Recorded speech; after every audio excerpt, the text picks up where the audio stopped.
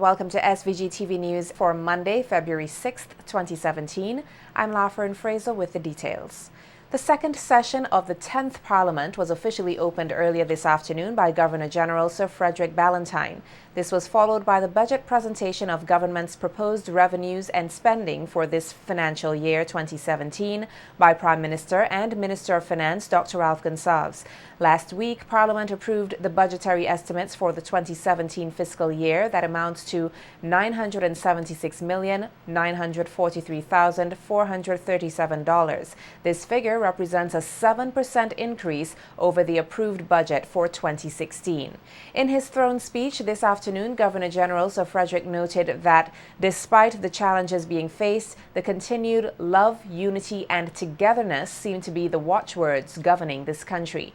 The Governor-General acknowledged the recent tragic deaths of 3 local community college students in Barbados and the trough systems, which caused a great amount of damage on both the leeward and windward sides of the mainland St. Vincent. He noted that the government continues to work toward the improvement of infrastructure and investments, also highlighting that the Argyle International Airport will help ease air access for the traveling Vincentian public. Meanwhile, in his presentation of the 2017 budget, Prime Minister Dr. Ralph Gonsalves noted that it was his 16th budget presentation, the most for a finance minister in this country. The Prime Minister noted that despite the many challenges such as natural disasters which cost some $700 million or 40% of the country's GDP, among other local, regional and international body blows, SVG continues to strive and thrive. He stated that the country is on the right track, making reference to the economy, poverty alleviation, safety and the imminent opening of the Argyle International Airport. The Prime Minister outlined what he called in his government's top 10 developmental focus points for 2017, which include climate change, airport development, quality teaching and technology, health and education, energy, jobs, housing and poverty reduction. Anything that stimulates economic growth should redound to great benefits for the business community. That's according to Executive Director of the Chamber of Industry and Commerce, Anthony Regisford, while speaking on the Issues at Hand radio program yesterday as they continued their discussion on the fruits and fortunes of the soon-to-be-opened Argyle International Airport. Outlining that the AIA is seen by many to be a catalyst in achieving economic growth, Regisford pointed out that the coming into being of the air facility is expected to benefit businesses in various areas, with the hospitality sector being a main target. I don't have the answer, Cecil, to the overarching question about what business opportunities there might be. I don't have the answer in a detailed way. But what I can tell you is that, first and foremost, the airport is likely to stimulate a lot of interest in the hospitality sector. The hospitality sector is a big sector of the economy, and it is the one that's being touted as certainly one of the main, if not the main driver in the foreseeable future. So any business that is directly involved in hospitality or indirectly, as in the spin-offs from the activities that take place in that sector, stand to benefit. So what we are hoping is to see increased activity in terms of tourism arrivals. People coming into St. Vincent to use the goods and services that we have to offer. Regisford said he expects to see businesses within the agriculture sector as well taking advantage of the operations at the AIA. Agro sector, which needs, in my mind, a sort of rebirth. I believe there's a lot of work being done to that end, and I'm not taking away anything from anybody's efforts that's being made, but clearly, if we have access to move whatever goods that can be airlifted, and in terms of perishables, that again should augur well for people operating in the agricultural sector. The CIC Executive Director stressed the need for not only businesses but all Vincentians to be fully prepared to grasp the benefits of having an international airport. It's an investment that the government saw fit to make to stimulate economic activity. Now, having said that, the people operating in the sector are probably more in a wait-and-see mood. It's an unknown quantity. What do we invest? Would the investment pay off? Will we get the numbers? The Tourism Authority and Ministry of Tourism, period, should lead the way in a awareness drive in terms of now that the international airport is here. What can we expect? What should we do? How should we prepare ourselves? I'm not saying they're not doing that, but I believe it needs to be more aggressive. We sharpen our skills, the existing services that are provided. It's not as if we don't have a tourism product now. We do. We've had it for years. Do we beautify the place so that people would feel that they are in a country that is hospitable and clean and hygienic? Kingstown is a big sore point for me, and these are some of the things that I feel that structurally we need to get right. SVG is yet to see the glory days of tourism as the nation has yet to tap into its tremendous potential. That's the view of a former marketing and promotional consultant in the Ministry of Tourism, Anicia Batiste, as she spoke on sister station Easy Radio's Sunday Tea program. Batiste stated that SVG is a destination blessed with a unique natural diversity, which in her opinion is a key in pushing the country as the ultimate tourism destination, and noted that its huge potential could lead SVG into what she calls the glory days of tourism. The fact that we have 32 islands and keys, and that when you come here you can expect not only to just find one island with products on that one island, but many islands featuring all sorts of different niches and aspects of body, mind our and tourism. soul. All of that, and then there was this ad with friendly people, beautiful beaches, something. Yes. We are exclusively Caribbean, and all these things. But I believe, right, the point that Carrie was making, I believe that our uniqueness is actually in the diversity. Yes. And what I believe in addition to that is that the potential we have with the natural diversity already, I think we are yet to see the glory days of tourism, because the potential we have coming out of that natural diversity is what is going to continually frame our uniqueness as we go forward and develop it. That is how I see it. Speaking on the issue of marketing, Batiste noted that whilst the Ministry of Tourism and the SVG Tourism Authority have made tremendous strides in areas such as standard development, in her opinion, more funding is required to adequately market tourism. The authority has standards development, and I know they've done a lot of work in that area with the licensing and so on. And you have that would be like an aspect of product. And then you have staff to pay, and you have utilities. So in reality, how much do we really spend on marketing? Because it does impact. You see it in the result indicators when they say, we intended to do 6 production shoots this year. When you look at the actuals, 0, right? Not in every area. They've done work in many areas, but there's some areas where when you look at the actuals, 0, 0, 1, 2. And I know it is not because we don't have competent people. It's not because they're lazy, but it's because they have to work with what they get. So I feel that as we are serious about tourism, because we have done the airport, we have to now realize we're going to have to invest more in the product development, in the marketing, if we want to see the returns. It is a big investment up front, but it will turn back. It will bring us revenue, but you have to put the work out there. Meanwhile, former Minister of Culture Renee Batiste stated that SVG has a natural environment which is unique and different to other tourism destinations, and noted that an awareness and education drive is necessary to foster an understanding and appreciation of SVG's unique resources among the Vincentian people, as well as aid in developing SVG's tourism product. We have to build, as I heard Mrs. Batiste say, there was a consultant, and I think I know she's talking about as well, that indicated we have all these indicia, which indicates that we are unique, similar, but different.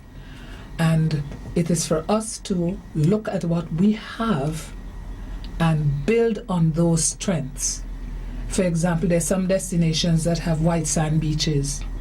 That's fine. There are white sand beaches in Seychelles and Sri Lanka and in Egypt and in Cuba. We have black sand beaches. There are black sand beaches in other parts where you have volcanoes. And what do they do with it, and how do you enhance what people here believe is a disadvantage? And that is supposed to be one of our challenges. But we're in this modern age, and we have to change attitudes and build awareness of what that black sand means to St. Vincent and the Grenadines in the sustainable development of the tourism industry. The opposition New Democratic Party, the NDP, is condemning what it claims as an insidious attempt by Government Senator Julian Francis to impute improper motives in reference to proposals put forward by opposition MP for West Kingstown Daniel Cummings in Parliament last Monday. In a media statement issued today, the NDP said Cummings, in his contribution to the debates on the 2017 budget estimates, was in no way suggesting that public servants of this country represent any swamp to be drained, but instead called for the modernization of the public service to make life better for both public servants and the public whom they serve. The release further stated that it is the party's conviction that the public service of SVG has some of the best minds in the country, the region, and more so the world, which stems from the way public servants as nationals excel when given an opportunity both at home and abroad. Noting that the party subscribes to the policy that state workers will be allowed to get their work done without interference for politicians' save and accept, it facilitates the effectiveness of the delivery of services as they are charged to do, delivered to the citizens of the country and visitors alike. The NDP statement said the party is willing to deliver to the majority of public servants who yearn for a positive change to a system where reward is linked to performance and merit. The NDP further called on all public servants to continue to deliver excellent service as the time is approaching when they will be able to function as trained professionals as they ought to without being required to act as politicians. Police here are investigating the cause of a fire in the Otley Hall area last evening, which left an 18-month-old baby boy dead and two of his older siblings, ages 5 and 3, hospitalized with severe burns about their bodies. The parents, Roxanne and Winston Welcome, were reportedly not at home at the time, and according to their neighbors, the Batiste family, they did everything in their power to save all 3 children, but just couldn't. Nolisha Miller has the details in this report. Negligence, is it carelessness, or is it just an innocent mistake? These are the questions surrounding the death of a toddler as remnants of Wendell Welcome's body was left on the scene following a gruesome fire.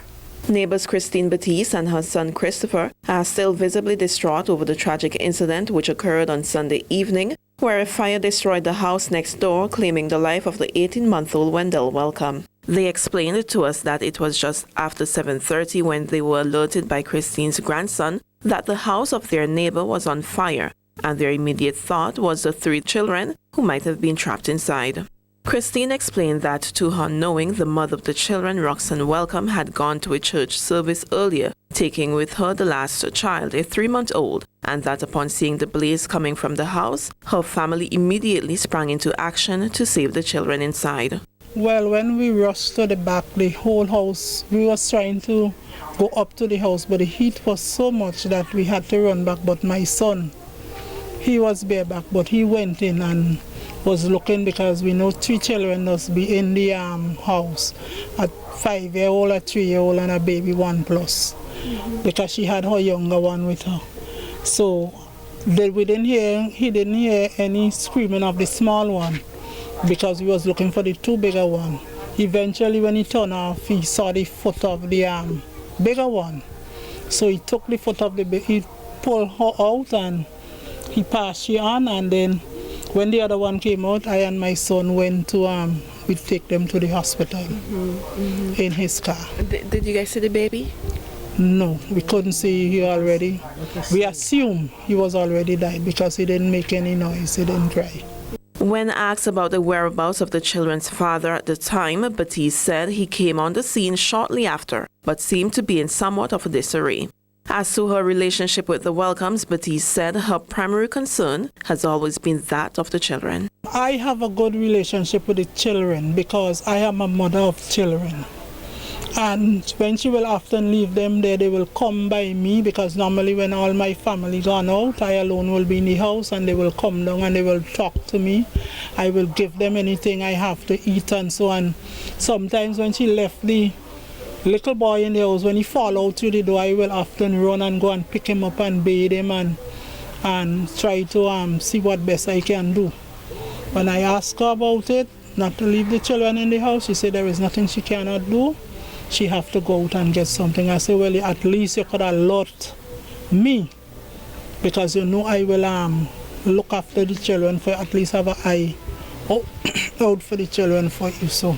Meantime, Christopher Batiste explained that he tried frantically to save all 3 kids, but the fire was too furious.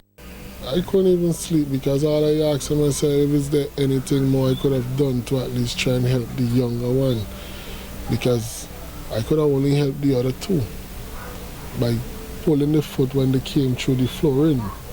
You understand? My back felt a little burn, but never mind. You understand? I only telling myself if there anything more I could have done to help the smaller one. A massive flame. Yes, the whole house was in fire. Even to where the kids and then came out and I had to go for them, fire was right above me. According to police reports, the 2 girls who were saved up from the burning house, ages 5 and 3, are currently patients at the Milton Cater Memorial Hospital, where they are being treated for burns about their body, adding that no charges have been filed against anyone as they are in the process of gathering information, after which they will consult the office of the DPP to give a directive as to what actions should be taken, if any. Nolisha Miller, The Evening News. Minister of Health Luke Brown is pledging to do all that he can to help in the fight against cancer. In his statement for World Cancer Day observed on Saturday, February 4th, 2017, under the theme We Can, You Can, the government senator said he is resolved to beat cancer and called on persons here to limit the extent of the damage and suffering the disease can cause. Senator Brown also called for a more conscientious effort to ensure early detection of the disease. We want to minimize the suffering that this causes to all Vincentians and all of humanity. The impact of cancer is serious. It is responsible for so many deaths across the world. In fact, it has been said that there is a rising epidemic of cancer as a part of a broader problem of non-communicable diseases all over the globe. We need to do our best to minimize the damage and help people live better quality lives. I call upon you to live a life that is compatible with a cancer-free society, or at least a society that is trying its best to minimize the effect of this disease. We owe it to ourselves and to generations unborn to do our best to make sure that we detect the signs of cancer as early as possible and treat cancer where it arises. Let us resolve to live lifestyles that do not expose us to the risk of contracting cancer. Chief Medical Officer Dr. Simone Kieser-Beach also emphasized the importance of reducing the risk factors of cancer, such as smoking and alcohol consumption. Smoking, alcohol, increased fatty foods. How do we reduce the risk factors? You can reduce risk factors by decreasing those agents that can increase your likelihood of developing a cancer. So for example, certain toxins. Smoking is a toxin that could increase the likelihood of mouth cancer, throat cancer, bowel cancer, lung cancer. So by decreasing your smoking or decreasing your exposure to smoke, you can reduce the likelihood of developing a cancer. The medical practitioner reiterated the need to have early detection to prevent cancer. You can decrease your exposure by making sure your partner uses condoms, or you yourself use a female condom, or you can decrease the number of partners you have. So those are some of the ways in terms of decreasing your exposure. All right, so that's exposure. What about increasing your detection of whether or not you are at risk for cancer if you have some early stages of cancer, what we call precancerous lesions? So for a precancerous lesion would be doing your pap smear, and then you can find out, do you have changes in the cells in your cervix?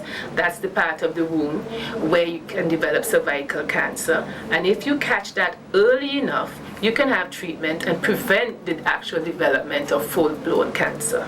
So that's a screening way. Today, February 6th, is recognized globally as the birthday of reggae legend Robert Bob Nesta Marley, and One Vincentian has been doing his part to ensure that the legendary artist is remembered. That person is musician Winston Stanley Lewis, also known as Papa Easton. He took the time out today to speak with us on the importance of remembering Bob Marley and the contributions he has made. Lewis noted that Marley stands as a figure whose music signifies freedom and hope for black people globally, and that he has taken up the mission to remind the public of Marley's legacy.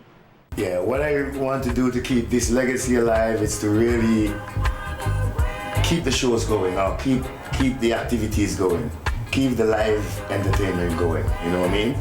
Like, we don't want it to just be kill off and just slow down, or one day you doesn't hear it at all, you know what I mean?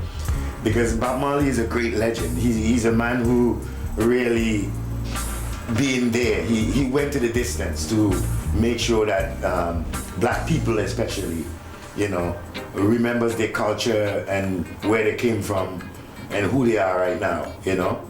Just like the song say, get up stand up for your rights, you know. Don't let them push you around, get up, you know what I mean? It's stuff like that, you know. He's speaking to the people. And something like this, we want to keep it alive. We want to keep his legacy alive because that's what I'm doing all the years, and this is what I'm about. Lewis stated that in the past, live band music would have been a key feature in remembering Marley on his birthday, but due to monetary constraints, it is not possible this year. Lots of appeal to sponsors, and you know what I mean, you people out there, if you can help us, you know, if you can give us whatever little, you know, towards the entertainment or the reggae music, we'll greatly appreciate it, you know what I mean? Papa Easton is easy to find right in Heritage Square, you know what I mean? Or I can come to you, you know, so we'll be very thankful if you can help us out and give us a little sponsor so we can keep this show going and stuff like that.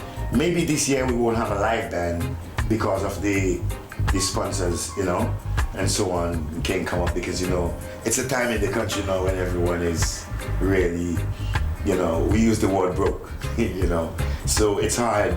Lewis also called on the Rastafarian community to get on board to collaborate with him in staging a remembrance and celebration activity for the reggae icon. And also I would like to say that the Rastas especially, you know, when this day come, we must try to forward more of our interests into the Bob Marley's birthday celebration. You know, we mustn't sit back and just let it be, you know, because the Rasta is a very big part of Bob Marley's community, you know. I'm Rasta, doesn't matter why, it doesn't matter you don't see the dreadlocks, but inside here it's all Ras, you know what I mean?